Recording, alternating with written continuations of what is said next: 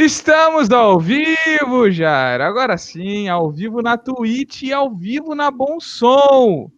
É isso aí, Olha a aí. Bom Som Web Rádio em alto em Bom Som. Olha só, cara. Já estou recebendo já mensagens aqui do nosso chefe, do pessoal, só para conferir que está tudo certo, mas realmente estamos ao vivo, hein? E recadinho, já que você está ouvindo isso pela Bom Som, que, Jairo, você sabe que a Bom Som está entre as 10 web rádios mais escutadas de São Paulo? Olha só. Olha aí. Não é pra qualquer um, Sabia não, disso? rapaz. Não é para qualquer um. E tem um outro recado. Sábado, a Bom Som vai transmitir o Jogo do Brasil às 21h30. Então fiquem ligados, gente. Aqui a Bom Som tem de tudo, cara. Tem NFL, tem programa de vários podcasts diferentes.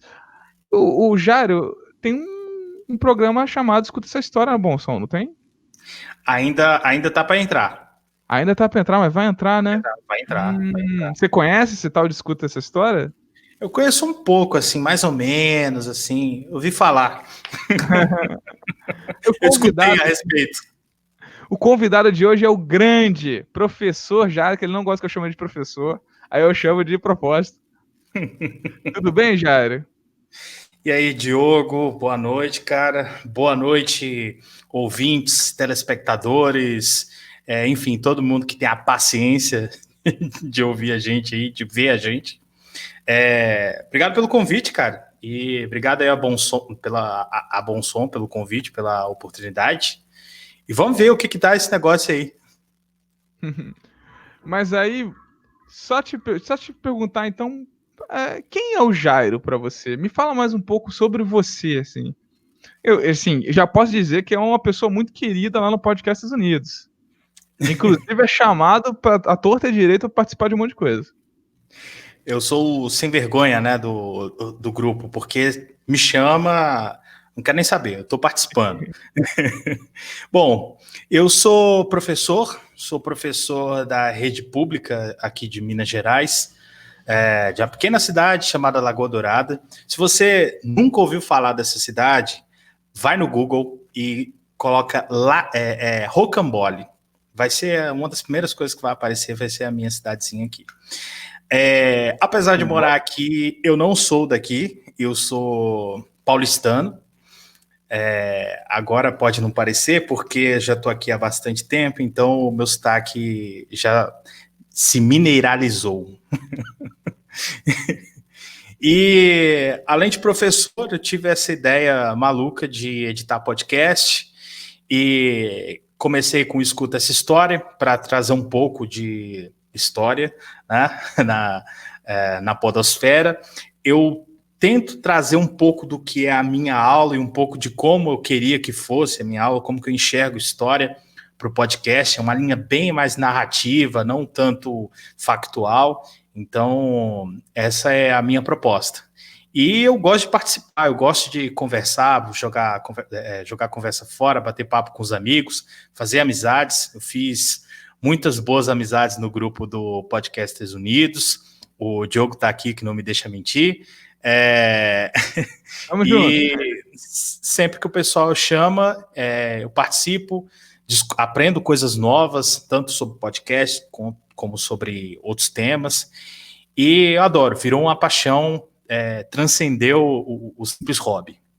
Olha só, que isso. Mas me diz, Jário, professor no Brasil, como é que é esse negócio? É fácil, tranquilo? É mamata, só fica de boa? Tem alguma história que você queira contar sobre essa experiência de ser um mestre na educação no Brasil? Olha, eu não sei se tem alguma coisa fácil no Brasil. Talvez fazendeiro, investidor da bolsa, não sei. Mas eu sei que professor não é uma delas. Uma primeira coisa que a gente tem que tirar da cabeça aí quando a gente fala de professor é esse lance de dar aula por amor. Jair, você não gosta de dar aula, você não tem amor pela sua profissão, você é um amargurado, rancoroso do cacete. Rancoroso eu sou, mas não, eu tenho muito amor pela minha profissão. A gente faz o que a gente faz com amor, mas a gente não pode naturalizar isso, porque é uma profissão como qualquer outra. e ela tem um plus, né, da sua importância social, econômica também, tá? Afinal, a educação ela é um motor do desenvolvimento, de uma forma, tanto direta quanto indiretamente. Só que, por que eu estou dizendo isso? Porque no Brasil naturalizou-se essa ideia de que o professor ele tem que trabalhar por amor. Ele tem que trabalhar com o coração, né? Ele tem que usar da criatividade para conseguir superar as barreiras e levar o conhecimento. E nenhum país sério conseguiu levar a sua educação para frente com esse tipo de raciocínio. Tá? Educação, ela é como qualquer outro pilar da sociedade, ela requer investimento, ela requer cuidado, ela requer planejamento de longo prazo, tá? Quando eu tô falando planejamento, não é o planejamento do seu candidato a prefeito aí não, que tá falando em coisas de 1 ano, 2 anos. Eu tô falando coisas de 10 anos, de 20 anos, tá? É preciso projeto. E dentre isso, dentre essas coisas, claro, a valorização do professor. Porra, o Jário foi pra rádio pra reclamar de salário, cacete, né? Não é só salário. A valorização não é só, não é só salário. Muita gente está ouvindo aí, tem as mais variadas profissões, programadores, médicos, advogados, cientistas, né? Enfim. E a valorização, ela não é só o salário, ela não é só o dinheiro. Percebe? É você entender a importância daquela profissão, é você valorizar o que aquele profissional ele fez para poder chegar ali e exercer aquela profissão, né? Aquele dilema, aquela vida triste do cara que é técnico de informática e que cobra uma mixaria para fazer um serviço no seu computador e você não quer pagar. Ele investiu naquilo, né? Ele trabalhou para aquilo. Então, passa por aí, né? Valorização, salário, estrutura, enfim, formação continuada, tudo isso envolve essa valorização, esse projeto, né, de educação. Empolguei. Não, tá ótimo, que isso, tá ótimo. Tem até aqueles exemplos que falam que, né, no Japão, até o imperador do Japão lá, ele se ajoelha durante um professor, né? Que é o respeito que eles têm pelo professor que ensinou tudo a todo mundo. Isso é bem maneiro. Se tem uma coisa, a gente não tem nada para comemorar nessa pandemia, absolutamente nada, pelo contrário. Mas se tem uma coisa que eu sou um pouco otimista, se você que está ouvindo aí a gente, que está assistindo a gente, quiser usar a palavra ingênuo ou trouxa, não tem problema, eu aceito também, tá? Mas eu sou um pouco otimista. E eu creio que uma coisa que talvez a gente possa levar da pandemia é justamente a importância dos professores. Porque os pais, a família dos estudantes estão enlouquecendo em casa. Não estou dizendo aqui que isso é porque os alunos estão em casa bagunçando, aprontando, nada disso. É porque a didática de ensino do professor, o ambiente escolar, a socialização, que é fundamental para o desenvolvimento de uma criança, tudo isso acontece na escola. Exatamente, tudo isso acontece na escola. Então, as famílias brasileiras estão sentindo falta dos professores nesse momento. Então, eu espero, não acredito que vá mudar tanta coisa assim, mas eu espero que, pelo menos por parte da sociedade, esse reconhecimento, essa noção da importância que o professor tem para nós, né? Para o Brasil, para o desenvolvimento, para a cultura brasileira, ela saia fortalecida dessa pandemia. Posso estar sendo aqui ingênuo, mas quem sabe? Assim, eu acho que eu até acrescentaria as outras coisas, né? Que é realmente os pais terem o tempo deles e as crianças terem o tempo na escola. Eu acho que eu acrescentaria também que os pais não estão preparados a isso. Assim, pelo que eu tenho visto, porque, por exemplo, a minha prima, ela tem 2 filhinhos, e um deles já tem 8, 9 anos, estava na escola e tal. E ela falando, cara, não aguento, eu não sei o que fazer. Eu, mesmo acompanhando muitas das coisas, eu não sei responder para ele. eu não sei como ensinar, não sei como fazer ele prestar atenção. Então, vários motivos. E aí eu falei pra ela, então agora você dá valor aos professores? Ela falou, nunca mais eu falo mal de um professor na minha vida. Ela falou, nunca mais. Eu falei, né? Agora você imagina então, se você já tá todo esse sufoco, que você mesmo disse que você não está preparada para isso com um filho, imagina professores com turmas de 60 alunos. Que tem. A gente. É discutível, né? Cada um fala que, certo número, 20 alunos seria o ideal, 15 alunos seria o ideal. Mas tem turmas com 30, com 40, tem turmas com 60 alunos. Então, imagina você com um trabalho com imagina um trabalho com 60, sei lá, 50. Não, e é complicado, porque qual que é a pedagogia, qual que é o sistema que funciona para uma sala de aula com um professor mal pago, numa sala fechada, com pouca ventilação, com cadeiras desconfortáveis e 50 alunos? Não funciona, entendeu? Eu estava até discutindo isso com os amigos ontem, em uma gravação de um outro cast que eu participei, que é muito fácil você ir na mídia, você escrever, você aí, né, atrás do seu tecladinho, né, com a proteção do anonimato, dizer que a educação no Brasil é terrível, a educação é uma merda, a culpa dos professores, etc, etc. Mas não é assim que funciona. A educação também precisa de investimento, sabe? Você tem lugares aqui em Minas, é um exemplo, em que junta-se turmas, sabe? Você tem 40, 50 alunos numa turma, não tem sistema pedagógico que funcione, não tem currículo que consiga dar conta dessa situação.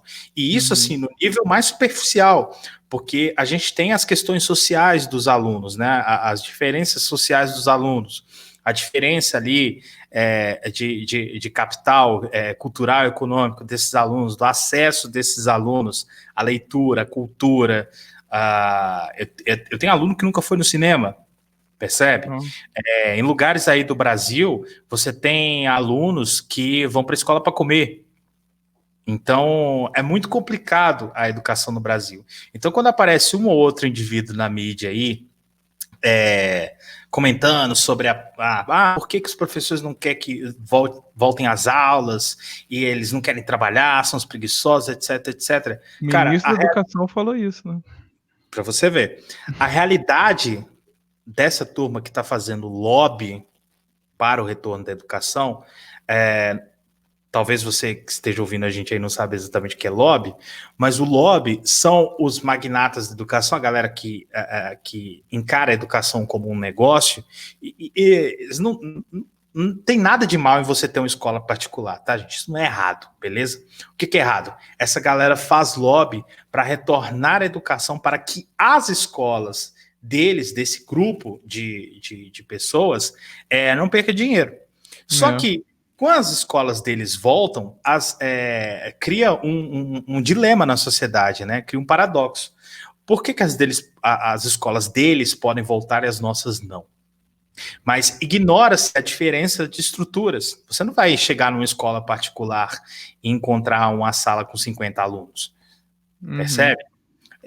Você tem até os exemplos de escolas um pouco uma qualidade inferior e tal, mas em geral não é assim que funciona, né? Quem pode pagar pela educação, quem tem o privilégio de pagar pela educação no Brasil, tem toda uma estrutura social e de classe diferente daquele que tem que ir para a escola pública porque não tem outra opção.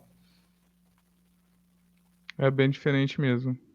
Não, esse de você falar que tem alunos que vão só por causa, assim, não é só por causa disso, né? Mas a gente sabe que a merenda é a principal refeição do dia para essas crianças. Só isso daí já dá um impacto absurdo, cara. Você acha que, por exemplo, essas crianças prefeririam ficar em casa? Provavelmente elas nem conseguem acessar a internet para ter aula à distância. Então aqui é um contexto muito maior do que simplesmente pegar corona ou ir contra o governo, sei lá, sabe? Para você ter uma noção, Diogo, aqui onde a gente trabalha, aqui onde eu dou aula, a gente não tem o ensino remoto com aula de vídeo, O estado de Minas, eu trabalho no município, não no estado, né? O estado de Minas até tem as aulas via vídeo, sala de chat, de comunicação, etc. A gente aqui não tem aula de vídeo. E aí, você que está aí ouvindo deve estar se perguntando, poxa, mas por que a prefeitura não quis investir nisso e tal? Não, olha só, nossa prefeitura aqui fez um levantamento e a aula de vídeo, o acesso à internet, enfim, todos esses outros mecanismos que a gente vê em outras partes do país, iam chegar a mais ou menos uns 30% do nosso público aqui. Caramba. A gente tem alunos que não têm acesso à internet, que moram na roça, na zona rural, e não há nada de errado nisso, né? Mas a gente tem. Então, a educação, ela tem que ser inclusiva, ela tem que chegar a todos. Então, qual que foi o nosso papel aqui? Pensar modelos, né, pensar formas de atingir a todos esses alunos, de chegar a todos eles. A gente chegou a uma forma, não é a ideal, mas a gente está conseguindo tentar atender, ainda que de forma precária, porque nenhuma forma não presencial, todas as formas não presenciais que tá se tentando fazer aí na pandemia são precárias, infelizmente. Uhum. Por melhor que seja, né? Então a gente está tentando, ainda de forma precária, chegar a todos. É uma coisa nova, né? A gente está num momento ímpar, né? A gente está num momento histórico. Uma pandemia com este nível só aconteceu há mais de 100 anos atrás. Então, realmente é um momento histórico, né? E isso cai na outra coisa, né? História, que é sua paixão, digamos assim. Minha paixão. Eu tive essa ideia maluca de fazer história no Brasil. Se você está ouvindo a gente aí e você está na fase de vestibular, está pensando em fazer história, olha, eu te digo que é um bom curso, é legal, é divertido, mas é um caminho sem volta, cara. Você nunca mais vai enxergar as coisas como elas eram Mas antes. você disse coisa maluca, ô Jairo, mas é super, super importante. É super importante. E é bem isso que eu tô dizendo. As coisas nunca mais vão ser como era antes para você. E provavelmente, cara, você vai ter uma visão bem mais pessimista sobre o mundo. Não, e sobre o Brasil, então, né? Nossa. Existe alguma sociedade, assim, bem estruturada que ela funcionaria se ela não se importasse com a história, se ela não desse valor à própria história? O que você acha? Eu acho que se você esquece, né, sua própria história, se você ignora a sua própria história, você ignora você mesmo. Porque, veja, vamos fazer um exercício de imaginação aí, você que está assistindo, está ouvindo, Diogo. Vamos fazer um exercício de imaginação. Nós estamos nos conhecendo pela primeira vez. Então, como que normalmente funciona esse processo, né, de se encontrar e se conhecer pela primeira vez? Quem é você? Eu sou Jário, vim de São Paulo e eu fiz história e não sei o que. O que você está fazendo? Você está contando história. Você está contando a sua história. Você está montando uma narrativa sobre você. E o que é a história? É a mesma coisa. É uma narrativa, só que sobre o passado. Tá? Então, eu acho que, principalmente nas sociedades modernas, a história ela é essencial. Não só, né, para não repetir os erros do passado, como as pessoas gostam tanto de dizer. Eu gosto de falar isso também. Mas para você entender a sua própria relação com o tempo, o seu lugar no espaço-tempo, na história, né? Você entender os processos, você entender como que as coisas estão, como elas estão no Brasil, no mundo, na sua família, você entender em que lugar da sociedade você se posiciona e por quê. Então, tudo isso está dentro do escopo da história. Então, por isso eu acho fundamental o estudo da história, ainda que mínimo.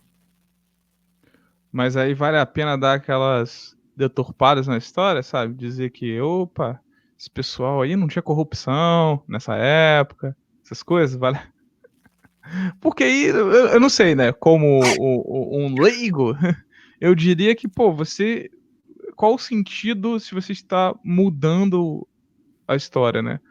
Que a história tá sempre ali. Sempre aconteceu, aconteceu. E aí chega uma pessoa e fala: olha, não, é história nunca antes contada. Vamos rever, revisionar isso. Vale a pena revisionar, rever, e aí? Bom, você que está ouvindo a gente aí, talvez você fique chocado agora. Mas a história, ela é uma ciência. Uou! Mas a história é uma ciência, cara. Normalmente, quando a gente fala em ciência, principalmente na escola, né? A gente imagina tubos de ensaios coloridos e bolhas e explosões, etc. Não é disso que se trata ciência. Ciência se trata de método científico. Então, a história, ela é escrita, né? A historiografia, ela é escrita a partir do método científico, percebe? E qual que é a diferença entre a ciência e a religião, sem demérito, tá, gente? A diferença é a seguinte: a religião é dogma. Você escolhe acreditar naquilo, sim ou não. Nenhum problema em acreditar ou não acreditar, beleza? É aquilo e acabou. Como a ciência, como a história ela é constituída a partir do método científico, funciona de outra forma, percebe? Então, hoje, uma teoria, por exemplo, na física, ela funciona, ela dá conta dos processos, ela consegue explicar os fenômenos da natureza.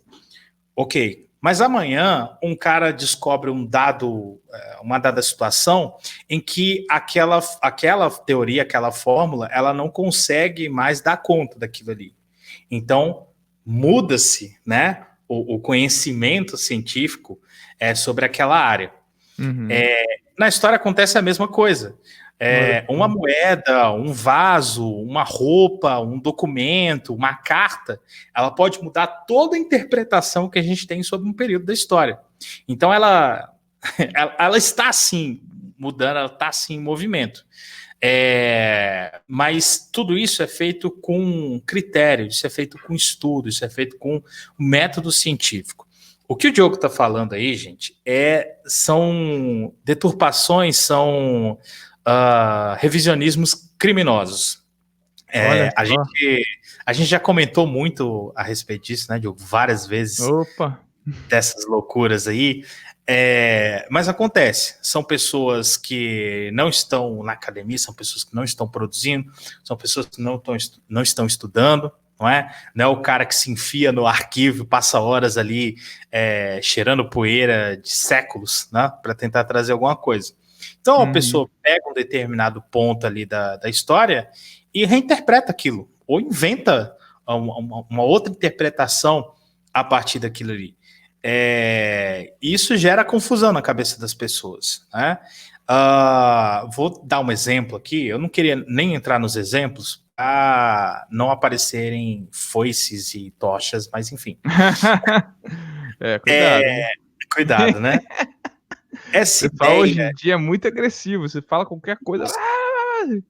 extremos, terrível. né? É o trânsito da chave de roda. Mas veja, por exemplo, a galera que fala que na ditadura militar não houve corrupção. Meu amigo, os governos militares eram governos feitos, constituídos de pessoas, assim como os governos de hoje, assim como os governos de antes da ditadura militar. Percebe? Havia corrupção, sim. E havia muita corrupção. Qual que é a grande diferença? Mídia silenciada, o que diminui muito a corrupção, né? porque se você não vê, não está acontecendo, né? Jornalistas e críticos perseguidos, etc. Então, isso é um mito, isso não existe. Essa é uma das deturpações que o Diogo está falando aí. Não, realmente complicado, né? A gente já viu depoimentos de pessoas graúdas ultimamente falando que não, esse esquema do jeito que funcionam as coisas do Brasil funciona há 30 anos, 40 anos. Aí você pega e faz as contas na sua cabecinha e fala, pô, peraí, então funcionava na ditadura. Isso aí, funcionava na ditadura. Os caras, eles iam fazer uma obra e falavam lá, pô, contrata a nossa empresa. A gente diz que é X, você paga Y e fica com Z. sabe? Ou coisas do gênero. Então, tá aí, já tem tempo, né? O Brasil é complicado. Nossa Senhora. Eu acho que tudo isso tem que ser mais discutido e mais problematizado. Eu, aliás, acho que as pessoas precisam de mais filosofia na vida delas. Por que que eu acho Com isso? certeza. Sem dúvida. Porque a filosofia, ela não responde nada para você. A filosofia, ela não tá aí para satisfazer as questões da sua cabecinha. A filosofia, ela tá aí para te trazer questões, para te trazer perguntas. Entende? Então isso que é interessante. Ah, beleza, o governo do Brasil é corrupto. Ok, o governo do Brasil é corrupto. Quem que elegeu o governo? E se o governo é corrupto, quem corrompe o governo? Porque, né, de onde sai esse dinheiro? Para quem que interessa? Ah, então o governo, eles dividem dinheiro e beneficiam o agronegócio de graça, por amor? Pois é. Percebe? Então, são perguntinhas básicas que se as pessoas fizerem, tudo muda, toda a lógica da coisa muda. Eu conversei com bastante gente nos últimos dias a respeito das eleições que estão aí chegando, né? As eleições municipais para prefeitos e vereadores. E o que eu falo para essas pessoas é a mesma coisa. O que você tem que cobrar do seu prefeito? Você tem que cobrar do seu prefeito uma determinada religião, ou um determinado tipo de comportamento, ou que ele vista azul, ou que ele vista preto. Você não tem que cobrar isso. Você tem que cobrar do seu prefeito que o poste na lua. Poste na lua, eu tô maluco, gente. Poste na lua. Já pensou? Que o poste na rua tenha luz, que tenha merenda na escola do teu filho, que o posto de saúde funcione, que tenha médico. Ah, elegeu o cara, ele não fez isso, você não tem que ir lá matar o cara, só não elege de novo. O problema é que elegem de novo, esse é o problema. Esse que é o problema. As coisas são muito mais simples se você fizer as perguntas corretas. Cara, você falando isso é perfeito, cara. Eu sempre falo isso porque eu sou de interior também. E é muito complicado. Aqui, acho que chega um nível interior, chega um nível muito mais assim. Como eu posso dizer? Cara de pau do que em cidade grande. Porque aí são cada. Né? Cara, cada vereador, qualquer pessoa, Zé do Caminhão, Antônio da Borracharia, Eide da Creche. E aí você vai perguntar pra eles: você vai ser vereador? Ah, sim. Então, me diz aí. Ah, não, porque eu sou de uma família de direita, uma boa família, do cidadão do bem, assim, eu sou temente a Deus, não sei o quê. Nenhuma proposta. Não, mas aí o que você vai fazer? Não, eu vou ser honesto. Mano, você ser honesto tá errado. Isso não, você não tem que prometer, isso é obrigação, cara, é o mínimo. O mínimo é você ser honesto. O mínimo é você não tem que falar, não, eu vou ser honesto. Não, mas interior é isso aí. E se você perguntar pra pessoa, você tem preparo, você já trabalhou alguma coisa, ela vai dizer que não, na maioria das vezes. E se você conhecer a pessoa, provavelmente ela vai dizer, não, pô, cara, ser vereador porque ganha uma grana, porque, né, é bom ficar ali, né, o negócio, trabalho só de segunda a sexta, 4 horas por dia. É bem então, comum cara, em cidade pequena o camarada chegar pra você e falar, não, me ajuda aí. Vota em mim pra me ajudar. Sim. Não, e compra de voto também. Nossa. 50 conto, aí, pô, te paga um churrasco, vota em mim. Aí, beleza, já vi descaradamente. Terrível. Até perdi o fio da meada. Não sei nem onde que estava. A gente começa a lembrar das coisas, né? Que a gente até não cita aqui pra não ficar feio, mas aí a gente até se perde. Desculpa, cara, tá? Com o Jairo, não tem problema não. A gente já cansava de gravar o podcast assim e depois ficar umas 2 horas conversando, jogando papo fora, assim. 3 horas e falar: caraca, daria um episódio isso daqui, né? Pois é. Várias vezes, cara. Esse negócio ainda bem que isso é pelas vias online, né? Imagina essa galera no barzinho. Cara. Muito doido. Mas agora eu tô tentando lembrar que era do povo que... né? Não é mais ou menos isso que você tava falando, né? O povo que... Por que a política é desse jeito se o povo tá ali, né? Não era Exato. isso? É aquela coisa. Isso vale pra política e vale para outras coisas também, tá? Você tem que fazer as perguntas certas. É só Fazer as isso. perguntas certas, é isso. Faça as perguntas certas que tudo muda, entendeu? Então, quando um camarada vai no... Pensa, por exemplo, o vereador aí da tua rua. Quando ele te fala, não, porque vota em mim, ou vamos fazer isso, não sei o quê, porque isso é bom. A primeira coisa que você tem que perguntar é, bom para quem? Perfeito. Percebe? Eu não queria entrar nos lances mais polêmicos, não, mas, por exemplo, houve uma reforma administrativa recentemente aí, do governo, que o discurso, né, é que seria bom para o país. Quem é o país que está sendo bom?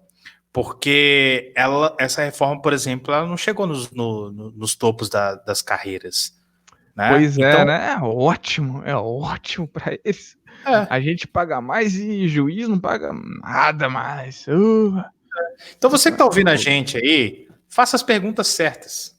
Tá? É só você perguntar que tudo muda. E não é só para política não, cara, na vida. Eu levei meu carro no mecânico. Não, porque isso aqui, se a gente pegar essa peça aqui, mudar por essa aqui, vai ser bom. Vai ser bom como? Em que sentido? Uhum. Explica para mim. Sabe? Exatamente. Esse pensamento crítico a gente tem que ter sempre, para tudo. Viu o negócio? Primeira coisa, por quê? É assim mesmo. E aí, se quiser, você vai mais a fundo, entendeu? Mas pelo menos o porquê inicial você tem que ter, cara. Sem dúvida. Sem dúvida. Ô, Jairo, me explica o que é coronelialismo. Tá todo enrolado. Como é que é? Coronelismo. Coronelismo. O que é isso? É horário. Tô embolado. E olha que eu nem bebi nada hoje. Coronelismo. Bom, coronelismo é historicamente falando, né, a prática lá da Primeira República, né, quando a República nasceu no Brasil, né? Por que coronelismo? Vamos lá. momento aula de história, né? Porque antes da República, lá nos tempos do Império, né, a administração imperial ela precisava de uma força militar um pouco mais, como é que eu posso dizer, fiel, um pouco mais a favor, digamos assim, né, dos interesses do governo do que o exército. E aí a ideia foi criar uma guarda nacional, né, composta pelos grandes proprietários de terra, enfim, por membros das elites regionais, beleza? E a ideia foi armar essa galera. Vamos armar essa galera e é isso. Quando a Guarda Nacional acabou, o Império acabou, etc., esses grandes proprietários de terra, essas elites regionais, esses latifundiários, né? Nenhuma semelhança com o Brasil de hoje, tá, gente? Eles continuaram com essas armas na mão, né? E esses caras, eles tinham esse posto de coronel na Guarda Nacional. E esses caras, pela tradição, né, a justa tradição do povo, eles continuaram sendo chamados de coronéis. Isso virou uma tradição. Por que coronelismo? Porque esses caras se aproveitavam do poder econômico, do poder militar, né, de força, de coerção que eles tinham, para fazer valer os seus interesses na política também. Né? Aí entrava o voto de cabresto? E aí entra o voto de cabresto, entra a tal da expressão do curral eleitoral, que a gente ouve tanto curral hoje. Eleitoral vem daí? Olha só, rapaz. Vem daí. Porque o que acontecia? O camarada, ele tinha dinheiro, ele tinha arma na mão e ele estava longe o suficiente dos grandes centros para fazer o que ele quisesse. Então, acontecia coisas do tipo colocar um monte de gente num determinado local, vigiado lá pelos seus jagunços, pelos seus capatazes, até votar do jeito que eles queriam. Pela força. E esses caras organizavam as eleições, entendeu? Então, se acontecesse o milagre da oposição ganhar, eles diziam que achavam alguma coisa errada ali e a eleição não aconteceu. Era isso. Sabe quem que fez isso, Jairo, também? Quem? Sabe quem? Partido nazista. Olha só, que coincidência. Mas pode continuar, desculpa. Então, a gente vê muito essa expressão aparecer aí no debate público ainda hoje, porque a questão da força, da coerção, né, ela não é tão mais presente hoje, pelo menos não tão descarado, mas ainda existe, né, principalmente na política de cidades pequenas, nos cantões aí do Brasil, né, a influência dessas figuras, né, de grandes, de elites regionais, e que acabam interferindo, né, nas eleições de uma forma ou de outra, através da influência que eles têm sobre o povo. Mas, historicamente falando, isso é uma coisa lá da Primeira República. Hoje, as pessoas até usam essas expressões, mas eu diria que não é historicamente correto. Uhum. Eu fiz essa pergunta meio doida pra você, assim, do nada, assim. É porque eu queria perguntar pra você, porque isso é história, aconteceu, né? A É queima-roupa. história, né? Não, mas isso é história, né? Aconteceu, não é? Eu Uhum. queria perguntar, eu joguei isso do nada, porque eu queria saber pra você se você acha que isso tem relação com a política atual do governo. Se a nossa história, repito, que aconteceu lá atrás, tem alguma coisa a ver com o jeito que as coisas são hoje em dia. É só isso. Uma das coisas que a gente faz na história que Joguei a batata quente pra você aí.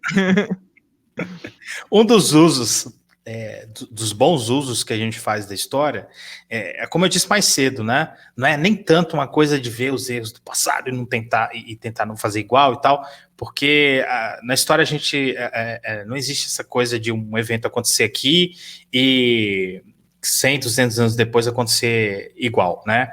A água que passa, você nunca vai atravessar o mesmo rio duas vezes, né? A água nunca é a mesma. Então, as condições de um evento, as condições históricas, materiais, enfim, nunca são as mesmas. Mas, um dos usos legais que a gente pode fazer da história, e é o que você está fazendo aí, de forma brilhante, é fazer analogias, é usar o conhecimento da história para tentar entender as coisas. Né? Então, perceba, quando o governo, né, o Estado ele tem o monopólio da violência. Por que o Estado tem o monopólio da violência? Porque senão é selva. Percebe? Porque se não existir um Estado que tenha poder de polícia, poder de coerção, eu posso discutir com o Diogo aqui, cada um puxa uma arma, nós dois nos matamos e é isso. Isso vai virar a sociedade. Então, por isso que o Estado tem o monopólio da violência, para que todos os cidadãos não tenham. Para que o Estado mantenha a paz. Percebe? Uhum. Então, quando um governo aparece, sem citar nomes, tá? Quando um governo aparece e propõe abertamente armar a sociedade, você tem um desvio de princípio interessante aí. Percebe? É no mínimo esquisito, porque eu não tenho que me proteger. Eu não tenho que andar armado para entrar em guerra com o crime. Essa função não é minha. Uhum. Entende? Não é minha, não é do Diogo, não é sua que está ouvindo. Essa função é do Estado. O Estado é que tem que constituir uma polícia para nos proteger em território nacional e um exército para nos proteger de agressões externas. Isso não é função minha. A minha função é manter os impostos para que essa força exista.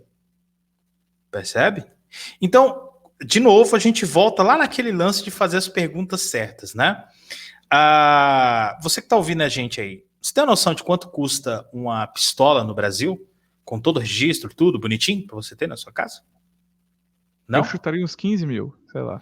Então, eu vou te dar uma dica. Nem vou falar em valores, mas vou te dar uma dica. Para você que ganha como eu, você não vai conseguir ter essa arma na sua casa. Então, vamos voltar lá nas perguntas certas de novo. Para quem que é esse tipo de política? Para mim não é. É para você? Para você, Diogo? Nunca será. Pô, nem o Percebe? PlayStation 5 eu vou conseguir ter, cara. Eu não tô conseguindo nem o 2. Tá feia a coisa.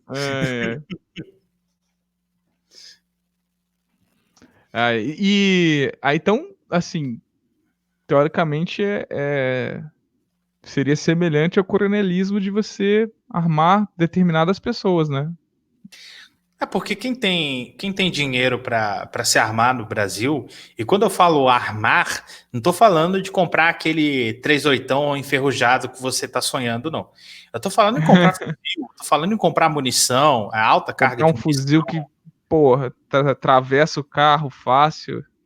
Eu estou falando Não em é? ter gente armada para defender determinadas situações, determinado patrimônio, entendeu? Então isso não é para todo mundo, isso não é para nós, sabe? E aí você está falando dessa situação que o Diogo está colocando no mesmo país em que você tem invasão de terra indígena, você tem grilagem de terra, tá?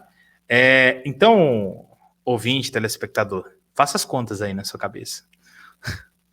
Muito doido, né? Esse Brasil não muda, né, cara? E você acha que ainda existe esse exercício da força, de certa forma, ou do poder econômico, do status para manipular votos? Você acha que ainda existe? Não O só voto de voto, cabeça, por exemplo. não só voto, como tudo, né? Eu acho que hoje a gente tem outros atores, né, influenciando a política, usando, né, do poder econômico, usando do poder coercitivo, da força, da violência. E, inclusive, agora é o momento em que a chamada vai cair e, né, nós não vamos aparecer por um bom tempo, mas, inclusive, poder religioso. Então, você tem outros atores que conseguem ter influência sobre o jogo político no Brasil hoje. Vocês estão vendo que eu olho para um lado ou para o outro de vez em quando, é porque os meus gatos estão fazendo bagunça aqui. Isso acontece. Minha gata tá dormindo quietinha. Os meus são filhotinhos. Sei como é. Ih, então é fogo. Então, você tem esses outros atores que têm uma determinada influência, tá?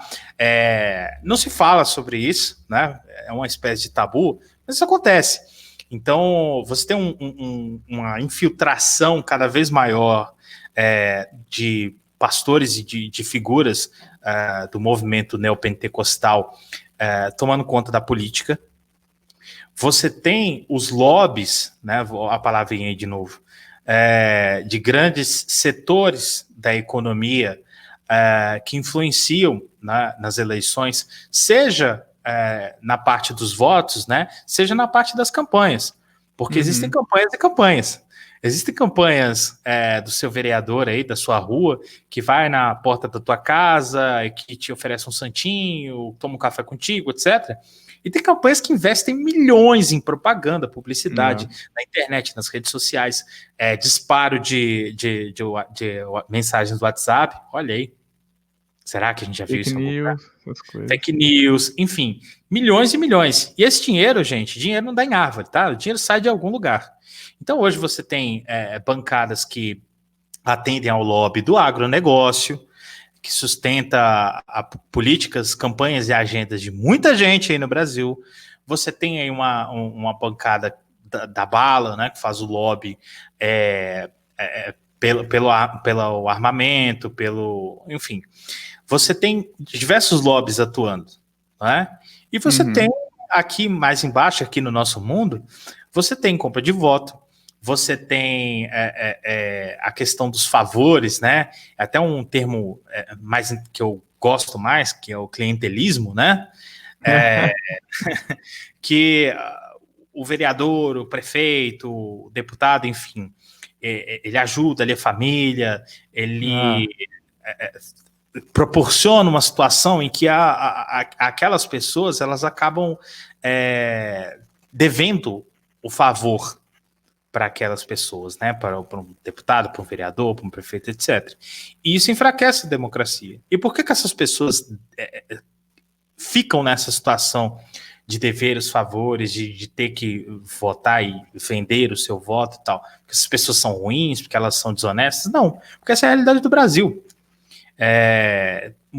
Tem pais de família Brasil afora aí que tem que comer, cara. Que estoura um cano em casa e tem que arrumar o dinheiro de algum lugar para consertar aquilo lá. Entendeu? Então, alguns de nós aqui. Esse barulho é no meu ou no seu? O quê? Não sei. Tá escutando um chiado? Eu ouvi um chiado, agora parou. Então, tem alguns de nós, nós aqui, do nosso lugar privilegiado, nós temos o privilégio de poder não vender o nosso voto, de poder escolher em quem que a gente quer votar, de poder dar opinião, né? Discutiu esses tempos atrás aí o fim do concurso público, do servidor público concursado. O que isso significa na prática? Significa que o servidor público ele vai ter que agir, comportar-se, falar, opinar, enfim, em função daquele que colocou ele lá. Que tá, isso tira a liberdade da pessoa de votar em quem ela acha que é melhor. Tá? E aí piora a situação toda do negócio. Piora. E só para lembrar, todo esse contexto que a gente está falando a partir da história do Brasil. Para você ver o quanto que é importante, como a história ela ainda está presente. A história ela nunca morre. Nunca morre. Ela é contínua. Ela é contínua. Agora, já é só interromper rapidinho, desculpa. É porque a gente tem um horário a cumprir. Aqui o patrão fica bravo. E a gente sempre faz umas brincadeirinhas nesse programa. E hoje vai ser uma coisa diferente. Porque é o seguinte, vocês não sabem, mas o Jairo, ele canta. Então, Jairo, olha só, eu estou aqui do meu lado com o meu violão. Estou com o meu violão aqui. Opa! Qual é a música, Pablo? Caiu o fone, caiu tudo. Ao vivo assim mesmo. Eu quero fazer um dueto, Jairo. Vamos fazer um dueto, Jairo? Jairo, o que você sabe? O que você sabe aí? Vamos lá, o que você toca? Eu tava pensando em... Pô, não sei, cara. Vamos qualquer coisa aí. Eu tava pensando em Wish You Were Here, do Pink Floyd. Você manja? Caraca. Abre a letra aí, cara. A gente tá... A internet, você pode abrir a letra aí e a gente mandar. Eu vou abrir. Isso é ao vivo e a cores, gente. O negócio é assim do nada mesmo. Aqui a gente joga. Jairo já... O pessoal já jogou, Vitória já jogou, falando que ele é um cantor. O cara já subiu em palco durante um show, ele achou que era karaokê, pegou o microfone e saiu cantando. Cara, eu nem lembro. Não, olha, você que tá ouvindo aí, gente, eu não sou cantor profissional, eu sou um amador. Eu gosto, eu brinco.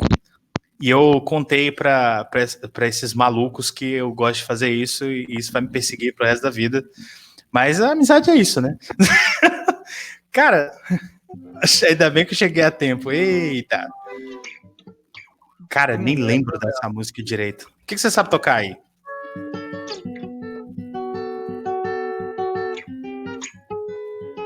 Não lembro direito. Sabe, não lembra dessa, não?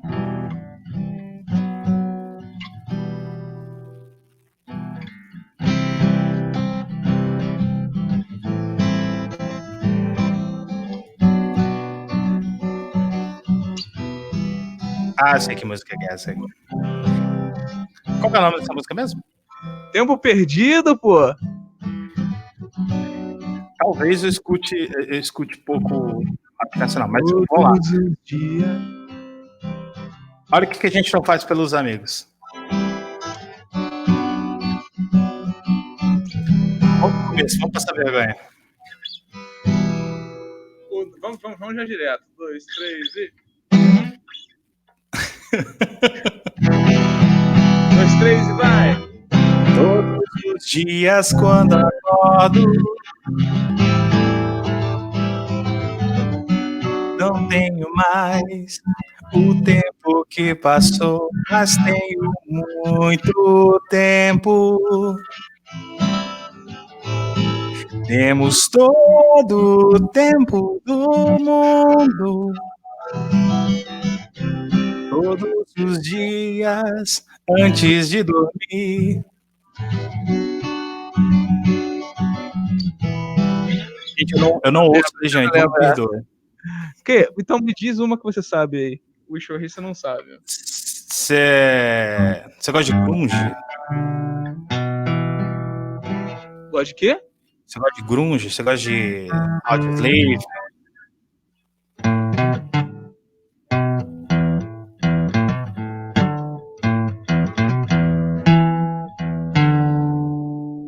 Sabe essa?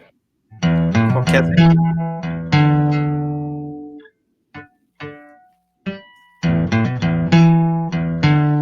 Conhece essa? Me dá um segundinho. Olha só, eu tenho surpresa.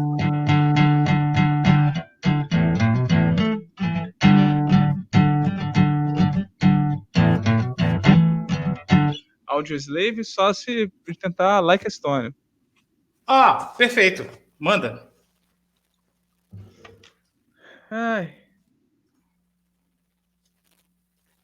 Cadê meu capotraste? Você toca no tom original? Você canta no tom original mesmo? Uhum. Então vamos lá.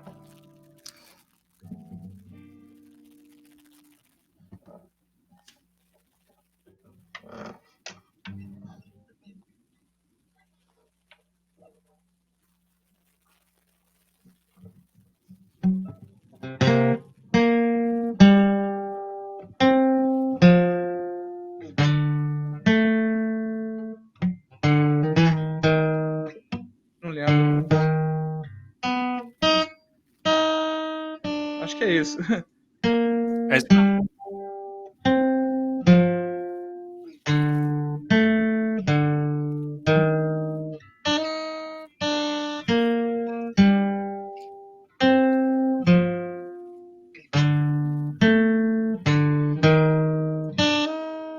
On a cold wet afternoon, a room full of emptiness by a freeway. I confess I was lost in the pages of a book full of death, reading how we die alone. If we're good, we lay to rest anywhere we wanna go.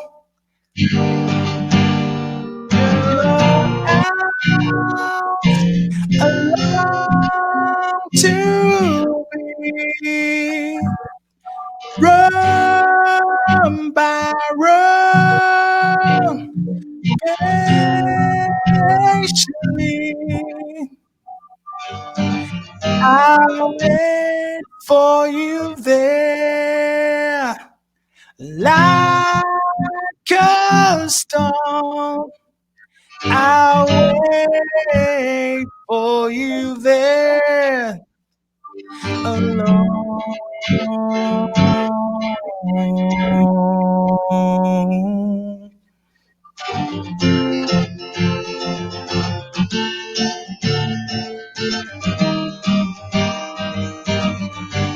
Isso é conexão de internet, tá, gente? Às vezes eu não escuto o violão.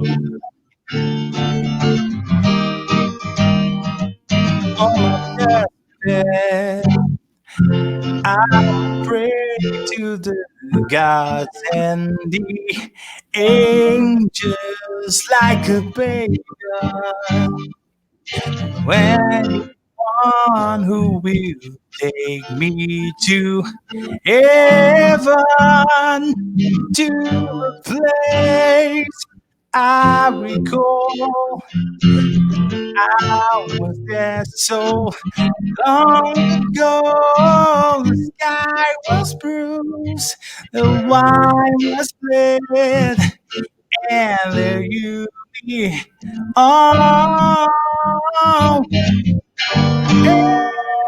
in your arms, alone to be. Run by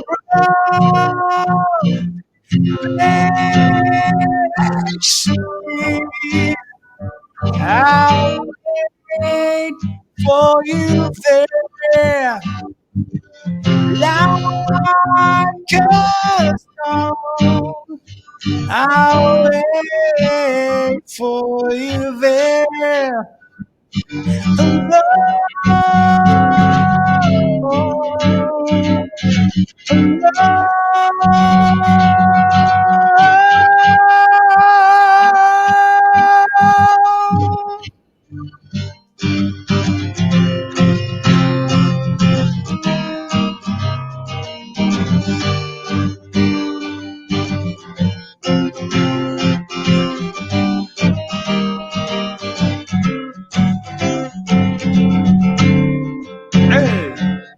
No worry. Until the day was gone, and I sighed in regret of all the things I've done, for all that I bless, and all that I've wronged. In dreams until my death, I will walk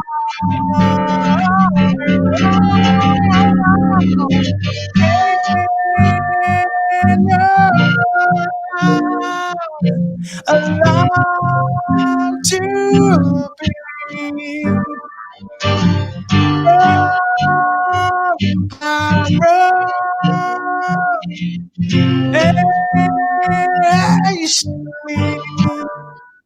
I'll wait for you there, like a song. I'll wait for you there, alone, alone.